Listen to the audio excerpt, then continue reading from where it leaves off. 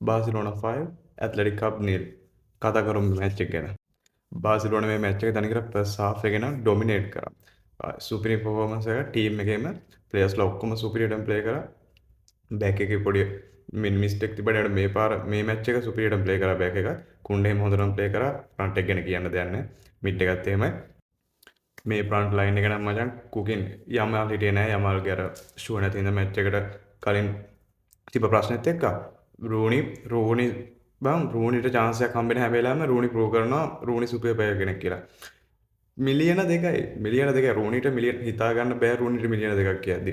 සුපිරි පර්ෆෝමන්ස් එක. අනිත් එක ප්‍රමින් ලෝපස් මචං ප්‍රමින් දැනට ලෝකේ ඉන්න කරන්ට්ලි ටොප් ඇටැකින් මිඩ්ෆීල්ඩර්ස්ලා 5 දෙනෙක්ගෙන් එක්කෙනෙක් ප්‍රමින්.